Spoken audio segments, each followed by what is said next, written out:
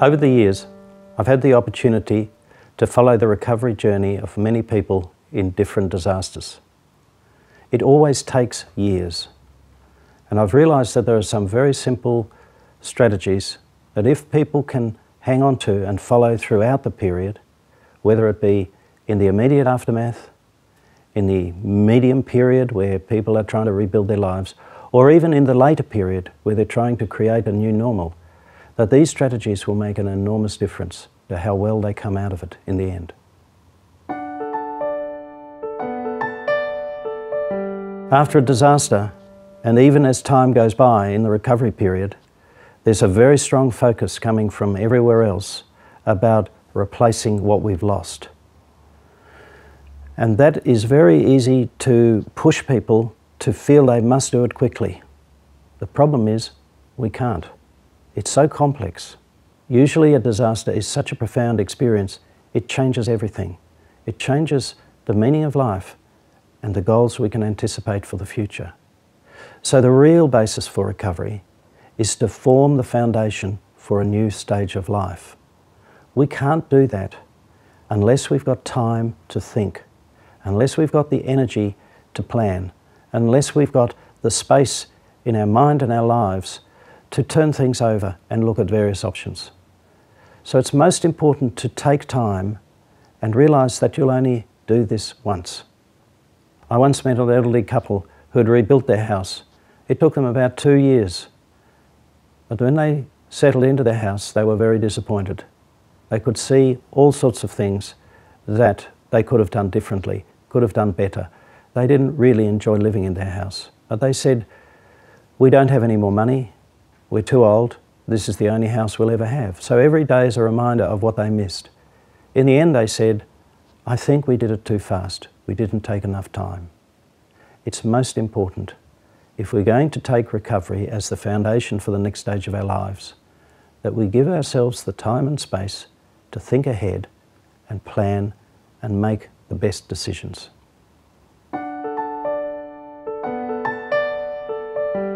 The essential nature of stress is to focus us on the problems causing the stress in the real world outside of us. And in order to do that, we stop listening to ourselves. We stop listening to our bodies, our minds, our emotional needs, our social needs. And we can steadily lose energy without realising it until all of a sudden we get to the end of the rope and we fall over and we're deeply exhausted. When that happens, we often don't have the physical energy to manage our emotions. And that's when they start to go haywire. We have to realise that in a state of stress, we can keep going until we fall over because we don't notice how tired we're getting. When we're stressed, we shut down the communication channel with our own bodies. But we won't get through without losing the energy and maybe having a crisis. If we get too run down, that's when we can't think clearly. We can't see things in perspective. We start to feel despondent. We can go on and get depressed. So what we need to do is keep looking at ourselves, listening to our bodies, feeling how we are, and constantly trying to break out of the stress mold and give ourselves brief moments of relaxation and recharging. There are lots of simple things that recharge us. A bit of humour, a bit of downtime, a walk, just taking time out for a moment, and most importantly, enjoying ourselves. If we can't charge our phones up in one full sitting overnight, at least we can charge them for a few minutes every now and again, and it's the same with our minds, our bodies, our emotions, and our social life. Constantly recharging gives us the energy to last the distance of a long and complex recovery period.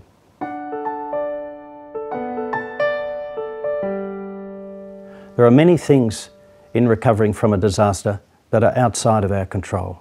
For a start, what happens in the disaster? And then the money that's available for it, for the recovery process. The approvals and decisions that we depend on for recovery. And most of all, the pace at which things progress. But when we're stressed, the nature of stress is to keep us focusing on the most intense problems. And these inevitably are going to be the things that we can't control, because they are the things that we worry about. But no matter how many of those there are always other things we can do and can control. We can make other decisions. We can decide, for example, to accept the pace that's imposed upon us rather than to fight it. And our natural tendency is to go back all the time to the problems we can't solve. So we need to make a decision to retrack our attention onto what we can do. And then we regain the sense of having some control and some ability to manage our own circumstances. The effect of stress is determined by, on the one hand, the nature of the problems causing the stress. And they are going to be the things we feel worst about, the things we can't control. But the stress is also caused by the attitudes we have and the way we view it, and that we do have some control over. Constantly refocusing on what we can do, what we have achieved, what we will do next, gives us the sense that no matter how long it takes, we will get through it, and there will be an end in sight.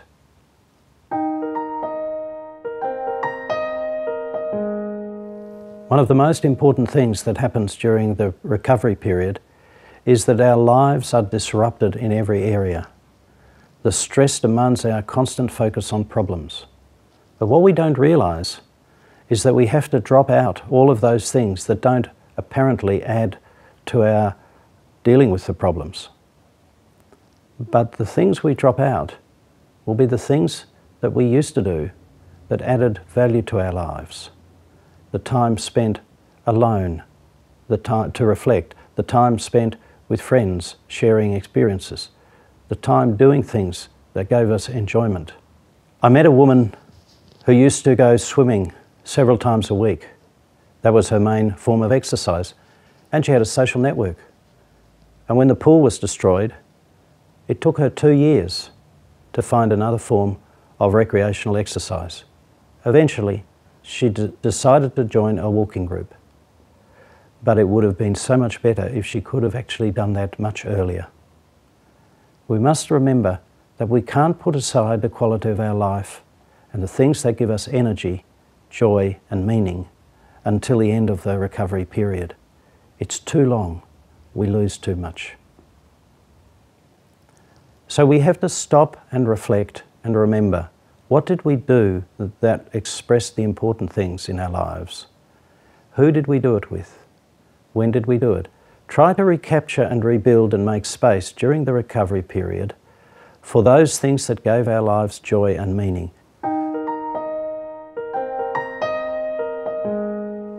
We don't realise how important it is that we try to form regular routines wherever we can in our daily life. They free us up so that we can think about things while we're doing our routines. They give us security, familiarity, and a sense of safety. So the risk is that without constant preoccupation with all the multiple problems, we drop out of our routines and we're constantly improvising from 1 minute to the next. This is emotionally and physically exhausting. But most importantly, it gives us no time to reflect and think. If a couple find that after dinner they have a cup of tea while the kids watch television and use that time to be together and think about the problems of the family and how to manage it. All we need to do is put them in temporary accommodation, maybe staying with relatives where they're living in one room, and that's gone. But they'll be improvising so much they mightn't realise it. It's going to be very important to hold that time, but they'll have to do it differently. Maybe they can do it after the kids go to bed, or arrange it in some other way. Try to think about what we can hang on to, or how we can give time and attention to forming a routine way of life for the recovery period that hangs on to some of the important things we expressed in those routines.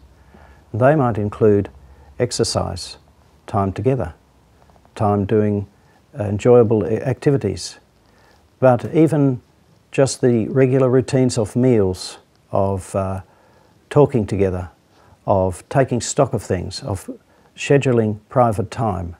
All of these things are essential for us to maintain the quality of life that gets us through the recovery period. There are so many things during the recovery period that cause us hassles and problems, and we tend to push them to a side while we focus on the big things. But it's the big things we often find hard to control. And the problem is the little things will develop because they're signs of something not going right. Sleeplessness, digestive problems, headaches, stress reactions in our bodies. These things are signs that our bodies are not really able to manage the stress we've got. And if we don't deal with them, they're going to slowly undermine our energy levels and our ability to deal with things. In relationships, it's very important not to let misunderstandings, hurt feelings and disappointments just drift past, because they will accumulate and that will create tension and conflict. The most important thing is to have the feeling of support from our family and friends. But we need to make a decision not to let things go by because we've got bigger things on our minds. We can't change the bigger things quickly, but the small things we can change and prevent them developing into bigger things that will eventually undermine our ability to do things as we want them.